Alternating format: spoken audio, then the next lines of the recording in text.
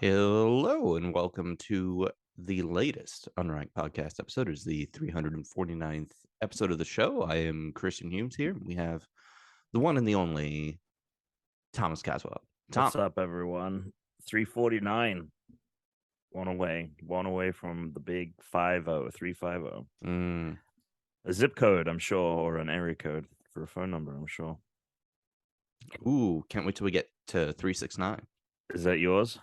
No. Come on. What's 369? The song, Tom. To the window. Is it called Wait, what? 369. Damn, she fine. Oh, I didn't know that was a lyric from that. I'm sorry. Before my time. You fucking young child. I mean, we had that song. I just was not. I guess I know the hook of the song, but I don't know anything. Do you? From the window to the wall, till the sweat drips down my balls. Mm-hmm. Make all them bitches crawl. Ah, skeet, motherfucker. Ah, skeet. I've never heard it so eloquently in that way. So I know that bit, of course. Fall. Anyone born in the 90s knows that hook, but the rest of the song, I guess you've got to be a connoisseur of being I don't born even in the know 80s, the artist. maybe? I don't even know who the artist is. Wow. Tom making me feel old. Tom, it's the 349th Pokemon because it's 349th episode. Right. You know who it is? This is like a top tier Pokemon. I think a lot of people will agree. I mean, is it another fossil? No. We've done both of the fossils. We just finished those. All right, I'll give you the name. You tell me if you know what it is. Yeah. Okay, yeah, go for it. Feebas. Feebas. It's a fish, right? Yeah. And it's kind of like a gormless looking fish. It is. Yeah, it is. Yeah. Gormless is great. It's a really ugly fish. Let me see if it's the correct gormless fish Pokemon, because there's quite a few of them. Yep. Yeah. This is the motherfucker. Yeah. This again, another, maybe it was just like my return to Pokemon Go happened around when Gen 3 was like the latest generation to be supported. But I feel like I saw one of these motherfuckers all the time. Gotta say, dope evolution. 350 is going to be it'll be a big episode for us, it being another 50th anniversary episode. Dude, I feel like we need to make it that now because you've said it so many times, but I don't feel like we usually do anything for the 50s. I feel like do we not? I feel like so I think what happened was we did it for 150 because it was a big deal, like 151, and then we did it for 250 because that was also the end of the generation, because the next generation only had like 101 or 100 Pokemon. Oh, okay. Well, there we go. Whereas this one, we still have another like 50 Pokemon to go. Yeah. However, we're just gonna do something now next week. I don't know. Well, we'll see. It's been rough going trying to get everyone together recently, and next week is Thanksgiving, so no, it's not. It might be. No, it's not. No, it's not for like 2 more weeks. Yeah, it's sorry. Whoops, yeah. It's not. It's Thomas, it's like a Survivor when people show up and they're ready. They're thinking post merge, and you're just like you're too far ahead. You got to worry about the game right now. Yeah. So you've been watching more Survivor. Anyway, nothing to really say about Feebas. It's a short one, so let's breeze through this. It may be a combination of the words feeble and bass. Yeah. Which is a great, that's a Pokemon you want in your 6, That's a Pokemon you want in your 6. So yeah, no, not great. I mean, it's just water type. It's just the fish. It's this gen's fish. So, is what and it doesn't even have like the meme ability of like a Magikarp or, like it's well, I mean, it is this generation's Magikarp based on its evolution. I get it, but like it isn't iconic. No. Like it's not one that you're like, I mean, it has a great evolution, but it's not like, it's no Magikarp. Literally has the name Feeble in its name. Yes. So, sorry for the late episode for our Patreon subscribers. Well, I mean, Tom, because I would We've like to got do a post show about Black Panther or something, but I haven't seen it. Only you saw it, which I didn't record yesterday. So we should we could do. maybe I'm this down to weekend. do I'm down to do a spoiler cast. Yeah. Also for Patreon supporters, me and Tuna and Chris. If I don't know how far you're going to get in the game, how much you're committing to it, but me and Tuna at least are planning to record a spoiler cast for Ragnarok as Oh, well. thanks for So the invite. that'll be going up whenever we both finish it, and obviously Chris, if you get through the games. So I just finished the original 2 There days we go. ago. Very So nice. I just need to do. So I haven't started the new game yet though, because I basically spent the last not 2 days, yesterday, just playing that game so that I could There you go. play the new one. I did throw it just on the story mode version. Like I put it on the easiest. Yeah, the only reason to play it is for the story at this point. If you're jumping right into Ragnarok, because the combat and everything is so is just more not only more of the same, but it there's additional layers. So there's no reason to like get burned on like playing through that game and like trying to do it well, I guess. Yeah. So you've played God of War 2018. I've played a nice chunk of Ragnarok, not nearly. I'm like, no, I don't even think I'm in the middle of the game. But what are your thoughts on God of War 2018 now that you've played it? I mean, it was good. I'll be honest. I wish I had just gone on Wikipedia or watched a video and then just jumped into the new one, because I feel like now I'm a little. I feel somewhat burned because I played like 8 hours of a game that like I was just playing to play the new one. Mm-hmm. So I'm a little like, which is why I didn't start the new one yet, because I'm kind of so I wish I had just I personally think if you're gonna play the new one and you didn't play the original or didn't finish it, just go on YouTube and watch a video or read the wiki article or whatever. Don't do what I did. I did it because Alex and Tom were like, you gotta beat it, and I was like, fine, I'll fucking beat the game. I'll go play the fucking game. I did it. Now I'm kind of like, I don't know, it was good, but I could have just been playing the new one. I think that there will still be a elevated element to it. That there's a lot of details in the story and like emotional investment and stuff like that. Yeah, I'm sure there will be. Like I'm sure it will benefit me having played it versus watching the video, but not for the amount of time I had to put in.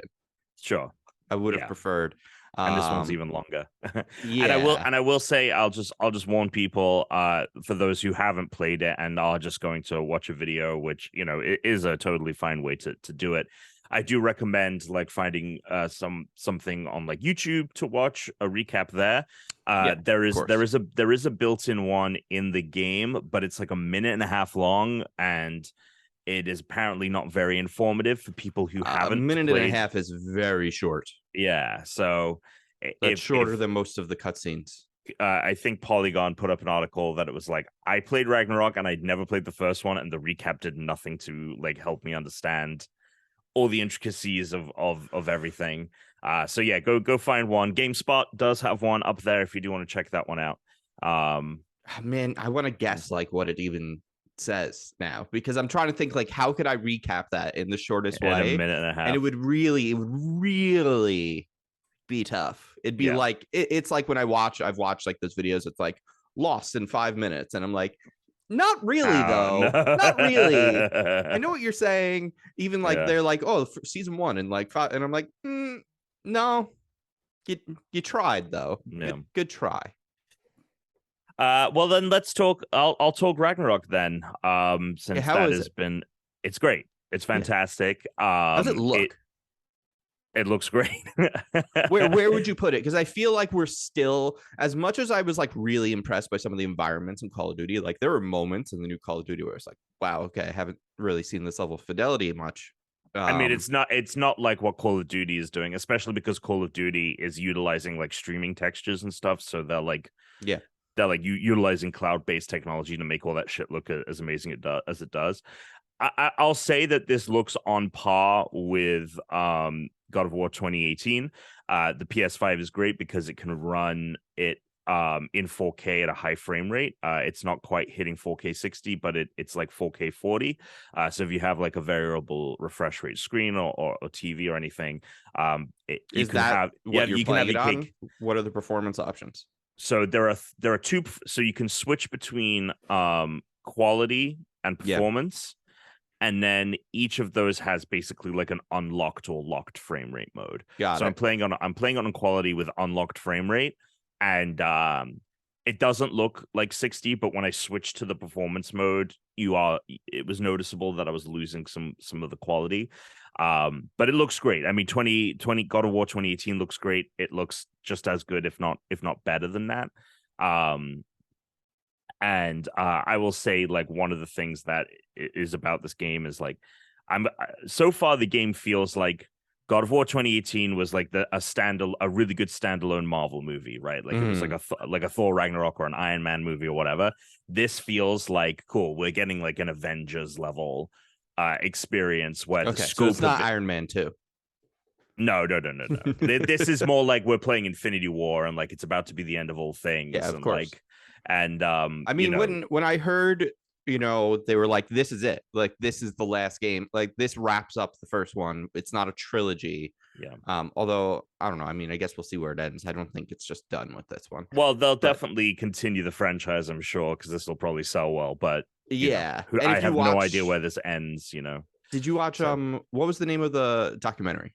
They did Raising Kratos, which is fantastic. Yes, I've seen it. So if you watch the Raising Kratos doc, they talk about in the first one how after he conquered those gods, they were talking about going and doing Norse gods, doing Egyptian gods, and even doing the Jesus. This was the thing they were talking about at the time. And now here we are. They're doing the Norse gods. If we went to Egyptian gods X-Men, I'd be so fucking down. Well, the Egyptian, they almost did Egyptian for this duology, I guess. That was almost the I'm glad they didn't, because I think setting-wise, it could have felt a little similar, just like the environment, and this felt so drastically different from where they were. So now to go back to that kind of environment can feel more unique. I mean, obviously it would have been more desert, but Yeah, no, I think it was the right choice. I think that this story is very cool. I haven't hit any major spoilers or anything yet. There is one kind of big like change to the game that I don't think you could say you didn't like see coming, but when it happened in the game, I was like, oh, cool, like this is happening. But like no really major spoilers, but it is bigger, it is grander. Obviously the stakes are much bigger. It's not just them going to scatter Atreus's mother's ashes. It is like Ragnarok is coming and we need to figure out what we're doing. So yeah, I'm thoroughly enjoying it. The areas are bigger. The side quest, and we talk about it. Go join we do have a spoiler chat for the Discord. If you are playing the game and want to talk about it with others, go join the Discord. We got a spoiler chat. But one of the things that people are pointing out is like the very first side quest in Ragnarok. Like, I cannot believe that people could miss this story beat. Like, it changes the environment, it changes the level, it changes what we feel and think toward one of the characters that we know. It's called Weight of Chains, and basically it is when you get to the first major area, which is Svartalfheim, the land of the dwarves. The first opportunity you get to do a side quest, just follow that path and keep going down that, because it's pretty incredible. So like the scale and scope is a huge step up from the first one. Combat feels great. It feels just as good, but I think the additions they made with how the shields work, so you can get different shields now, and they can do counter moves and things like that. You can charge up both the axes and the axe and the blade of chaos. So there's a lot more variety and diversity in abilities. Haven't hit as much diversity in enemies, but I am. Oh, that's interesting, because I feel like that's one of the things that they promoted with this game. They showed off all these different enemy types, like beasts and things, and now I'm still very like I'm toward the end of the second area, and for the most part, that very early. I mean, there's 9 areas in the game because you go to all 9 realms. So I guess Midgard it counts as one, but this is a long game. I think if you do it as quickly as possible, you're still looking at a 20+ hour experience. And I am. Well, how long do you think the first one was? Less. If you golden path the first one, you could probably do it in 15 hours. Yeah. And this game golden apparently path? What is this, Tunic? That's what people call like. No, Just I doing the know. It's main just story it's missions. literally called the Oh, Golden okay, Path gotcha. in Tunic. Gotcha. Um, And but yeah, it's apparently, interesting though because if you do everything in Ragnarok, it could take up upwards of 60 hours. So it's a much meatier game. so how long to beat has the original at 20 and a half hours, which I would say is pretty accurate. And that's For just just for the doing main story. Yep. Interesting. Okay. And this one has the new one at 22. So it seems like Oh, it's only interesting. slightly longer. Maybe I'm further ahead than I mean, if you're doing all the side quests, you know, yeah, I the mean, I am doing completionist actually seems like it's longer on the original by like 15 hours. Completionist says 51 hours on the original. This says 38 for the new one. So I guess we'll see because these numbers are going to be very preliminary. Yeah, but that's actually a pretty big swing difference. So I guess we'll see.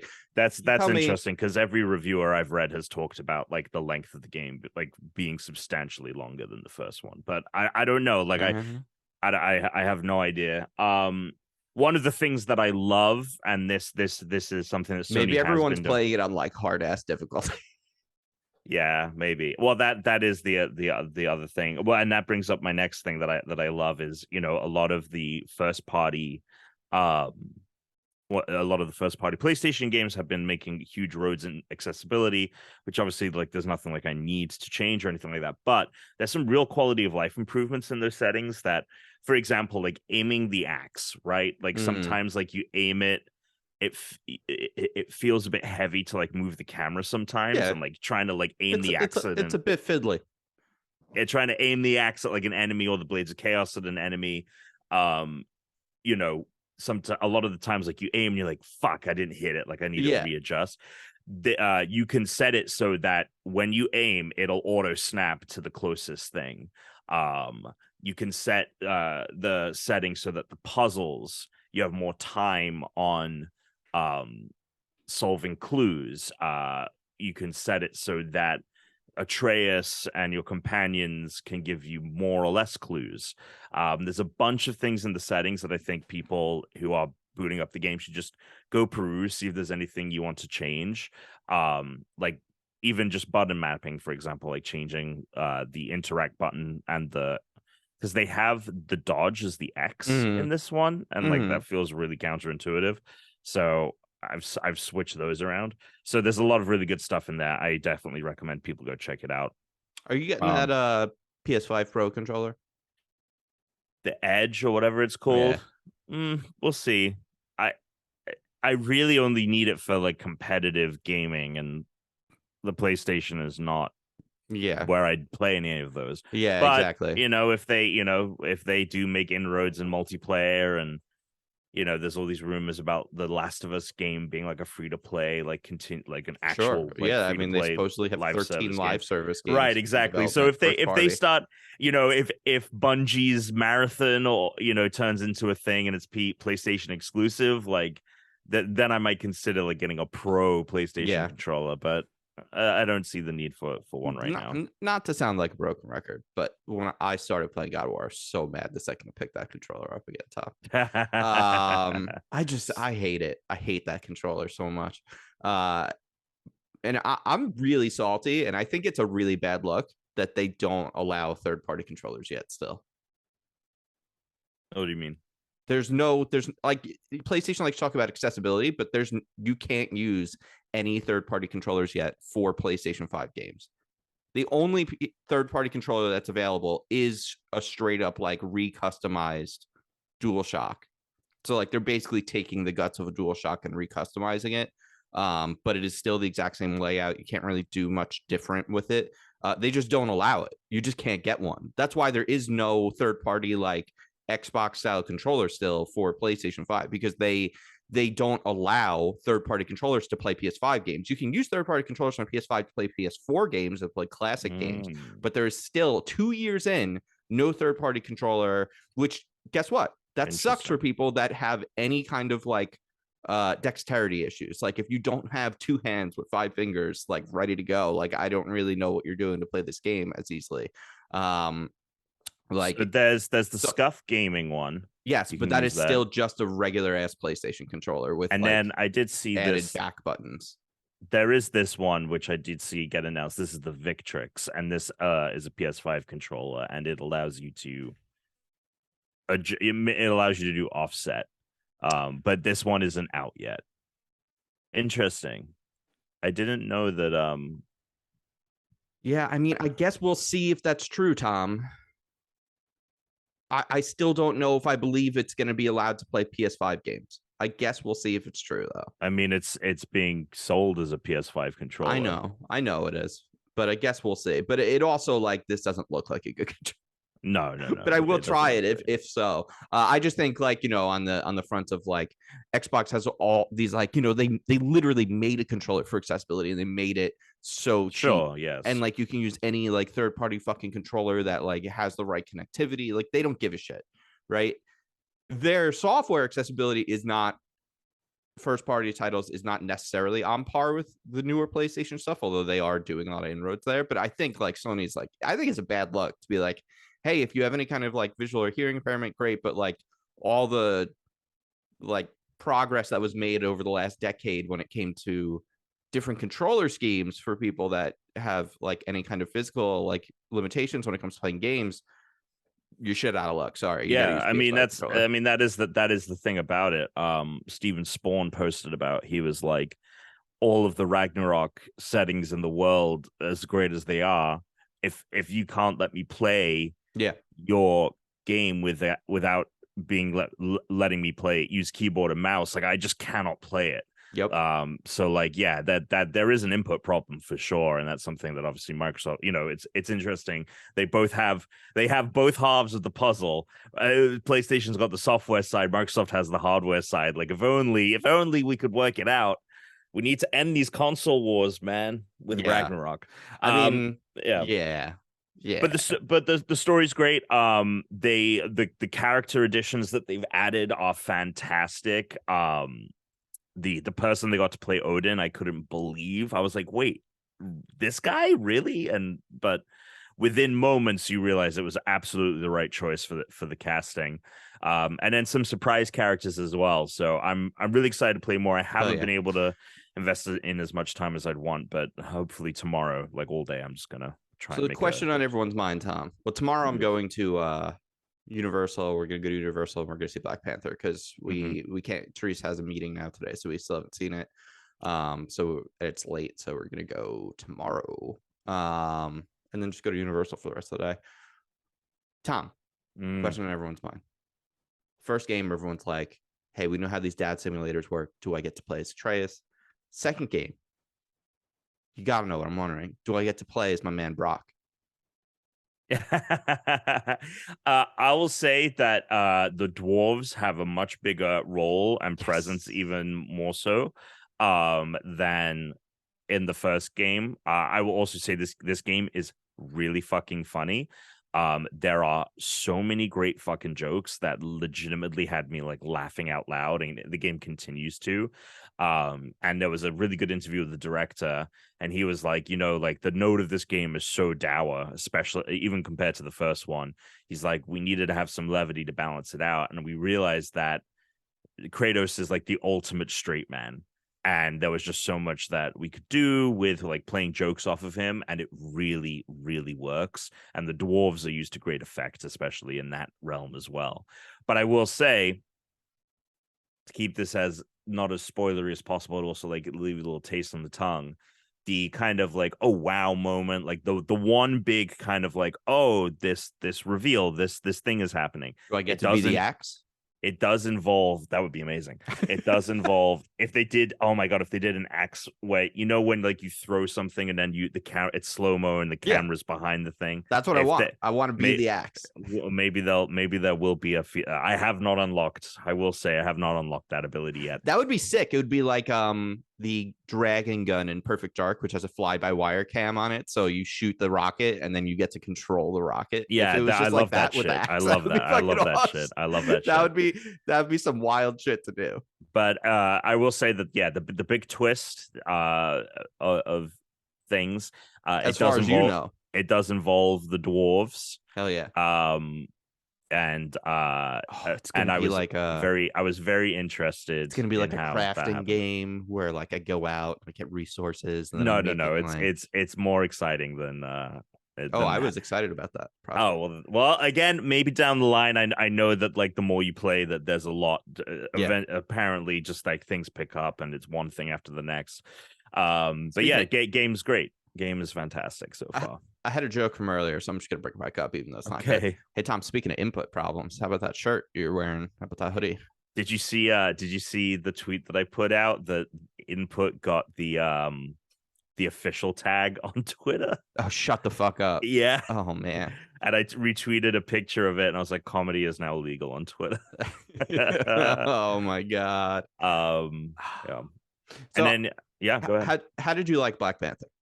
Loved it. Yeah. Like thoroughly adored it. It is, I think, a little bit less cohesive than the first one is. It's obviously like juggling a lot of things.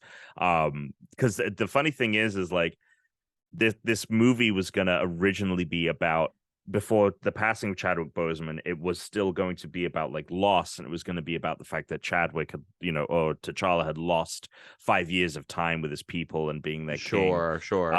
So there are like things where it's like in the movie they're like, hey, remember like the snap? Because like we have to address like that still. I mean, and how that affected Wakanda. That was the whole thing for me when he passed, and they said they weren't going to recast him. I'm like, I don't know how you make this movie now, partially because you could have made a movie that just took place in the 5 years in between.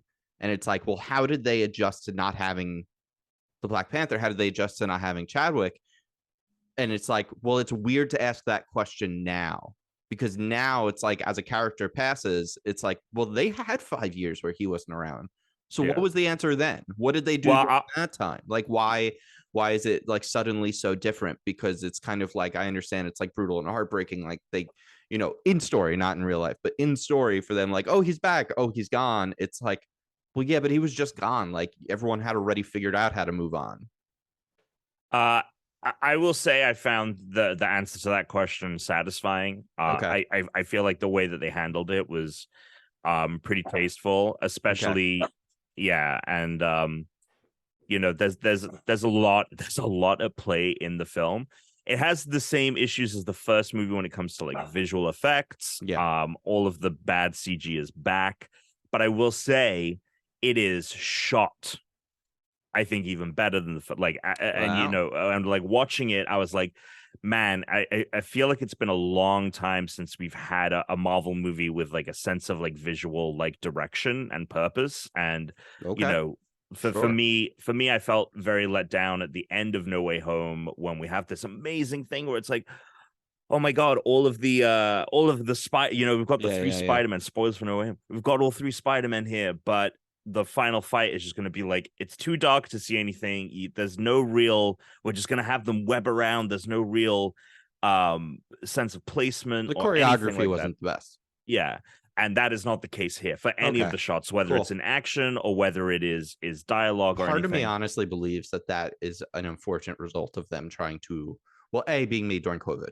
That, like, you got to give him that. That was made during COVID, which, like, it's easy to forget. So but was like, Black Panther. They started shooting it at the beginning of COVID. Yes. Yeah, that's true. But they're hiding. They were trying to hide all of these things with Spider-Man. That's like that's the other thing. It's like they needed to keep it a secret. Whereas with Black Panther, they were like, oh no, like Riri's in it. Like we like the only thing they're hiding is who is the Black Panther, which, like, at this point, like, come on, you're not really hiding it. You haven't been hiding it. No. And I gotta say, as much as Letitia Wright kind of sucks, like, she is fantastic in this movie. Everyone is phenomenal. Right. How is my girl Ironheart? Because that is actually the thing. Riri is awesome, dude. I'm more excited for her. The whatever they're calling Atlantis in this, and for Namor. Talocan. Oh well, okay. If those are the things you're most excited about, you're gonna love it. Riri is great. Obviously, I think that the way they think of a really good way to like weave her into the story and like really set her up as a great character that people are gonna be excited to watch in her own series. Tenoch Huerta as Namor is ungodly good. Like Really? serious, like I'm very probably excited then. if Letitia Wright and Well, he's sort of like a god, so that's all right. yeah, if Letitia Wright and Angela Bassett hadn't like brought like some of the most powerful performances I've seen all year, I would say he is the standout. But I got to give Letitia Wright props. Yeah. I think that the way that she, like, it is her film. It is her movie.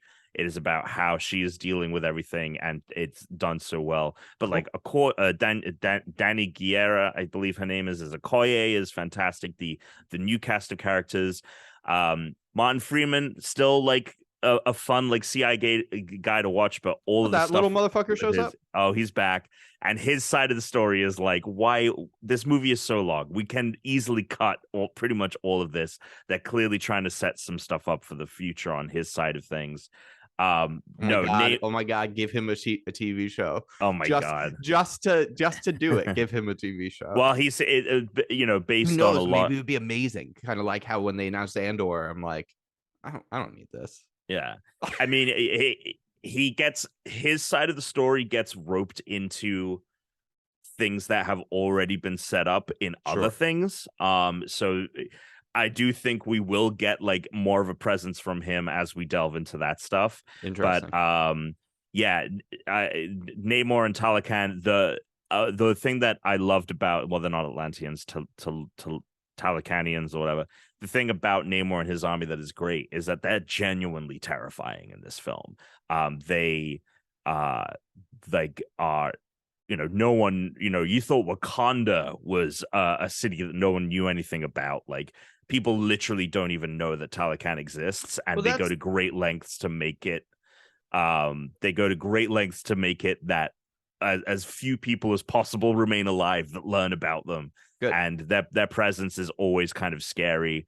And it's done very. I mean, that's the thing that excites me most about this is that, I mean, you don't have to correct me if I'm wrong, because I feel like anything you say here would actually be too much of a confirmation story, spoiler wise. But based on the trailers, the whole interesting thing about this with me was, Wakanda hid itself from the rest of the world, partially in fear of like people wanting to come for their vibranium.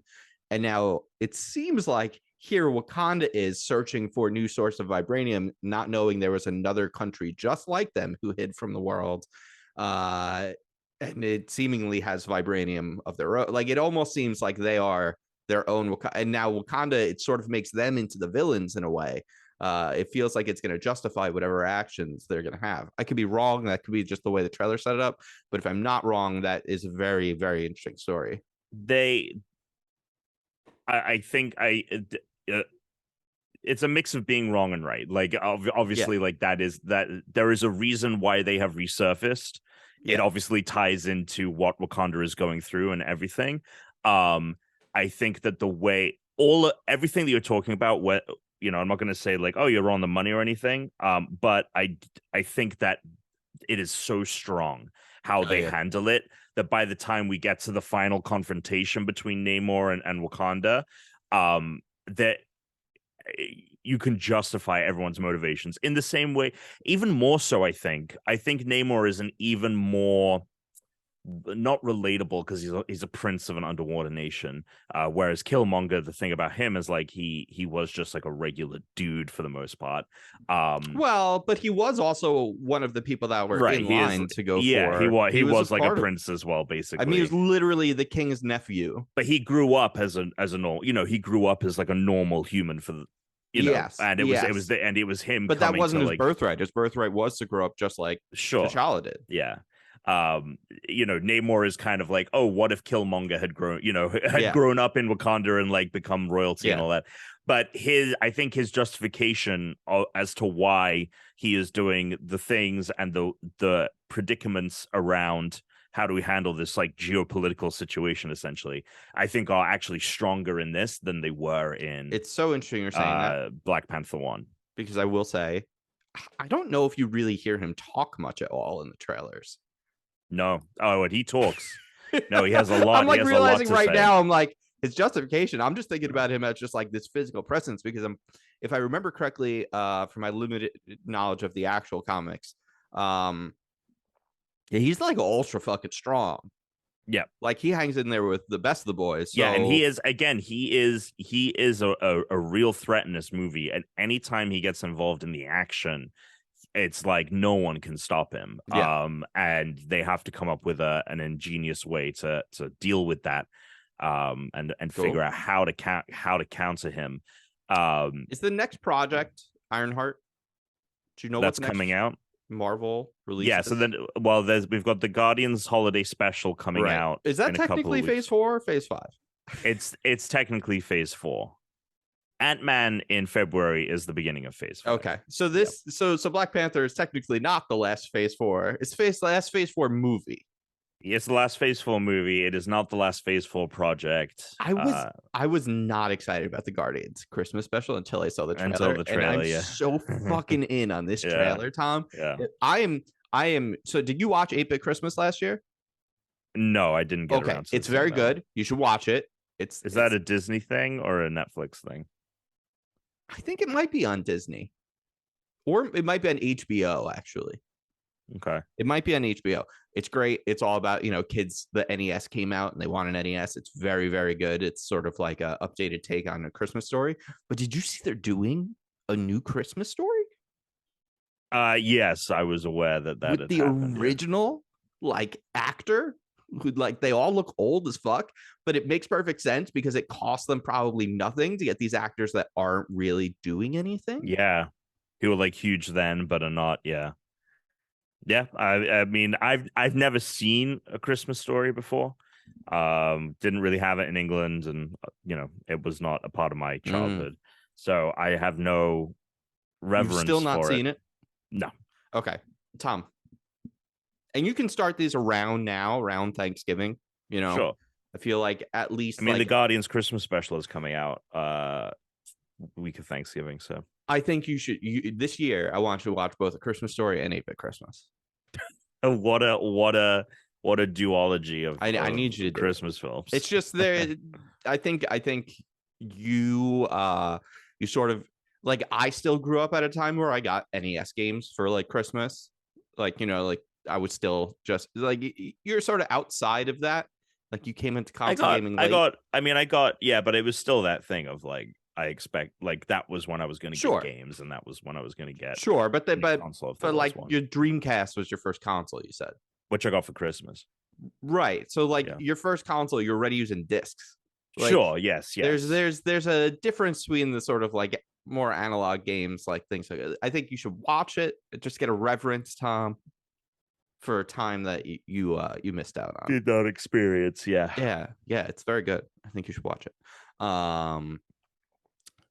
So yeah. Cool. Very cool.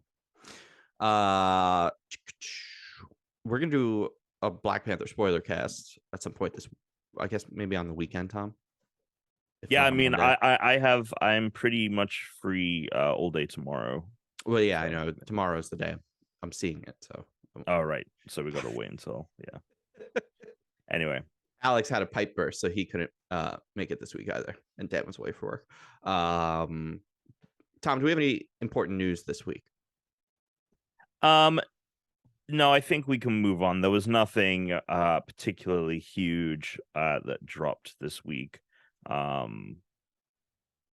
mean, there's new games coming out this week, new games coming out next week. That's the big next week. Also, Pokemon just had the most important episode of its entire series. Right. He got the World Championship. Yeah, Ash did it. Baby. He did it. Very excited about that. All right. Well, this one had to be short because of schedules and everything this week, but we're gonna do something fun next week. Maybe we should just get a bunch. I'll get guests. We could just do a big show. I'm totally down for that. Yeah, we can get a bunch of people. You can get some guests. We could just fill out a big fucking show. Could we do 1 versus 100 or not that many people, but could we do a game show where it's a bunch of people? We'll workshop it. People get eliminated. Yeah, let's talk about it. Let's talk about it throughout the week, and we'll figure that out. Because I bet I could get Matt, Emily, Tanea, some other X-Play people who've wanted to come on. I'm sure you can get some people probably from your crew of things. Do you have anything coming up? Extra Life or anything like that? Yeah, we're gonna do an Extra Life toward the end of the year, later in December. Have some preliminary kind of like ideas on what I want to do with that this year. But it will be a fun one. No huge streams other than that at the moment. Yeah. Okay. I'm just gonna check one last thing before we, I guess, head out. Short and sweet today. Unfortunately, but I do need to get moving soon. So yeah. What do you got going on? I am going to an event at the Nintendo store. They are having the new starters meet and greet there, and I'm shooting some stuff for that. That is cool. With GameSpot, so I need to start heading into the city soon. Can you text me if they have any like exclusive new swag or something that looks dope?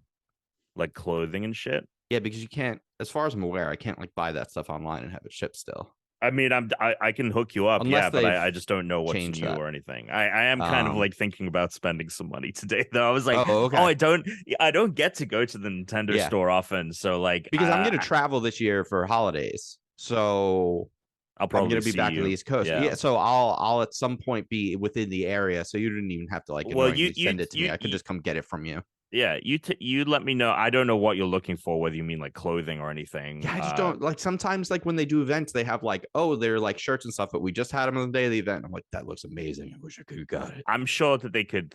Maybe I can ask them to hook me up with some stuff. Yeah, I'll check also before you go if they. But what I was gonna say was, there is some big news, Chris. The biggest news of the year. Let's hear it. My analog pocket is shipped. It'll be here tomorrow. and I'm excited, man. That thing is beautiful. My girlfriend's my sister's boyfriend has one, and man, the games on that look great.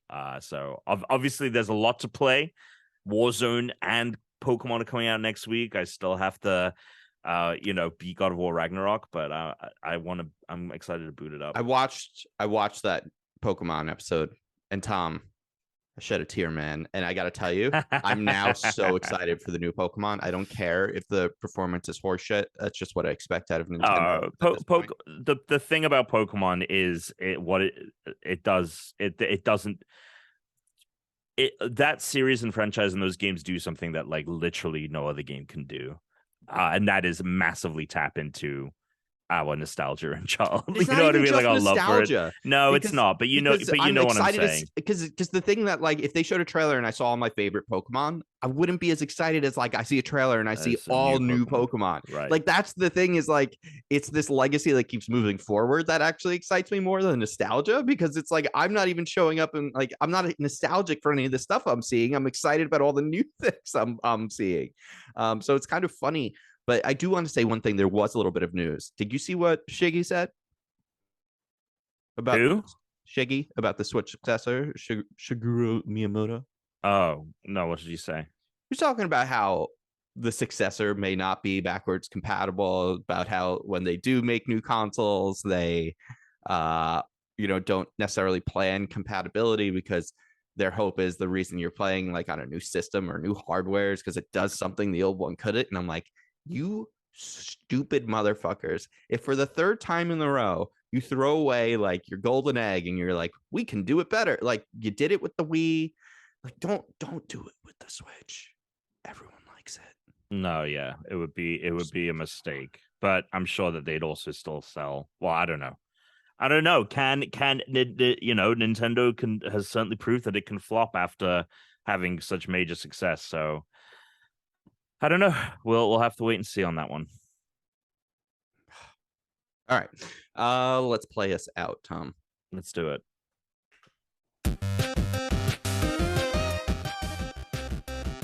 Tell him.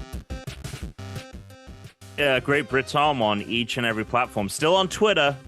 I'm going down with a ship, baby. So yeah, I privated my account instead of closing it, because I still think that asshole's gonna end up finding it. He'll take like a $20 to $30 billion loss if he can walk away with some of his fucking money. Yeah. So we'll see what happens there. Hey, we're the Unranked Podcast. Thanks for listening. Sorry about the short episode. We're going to do some fun shit coming up, though. So until next time, everybody, stay unranked. And suck it.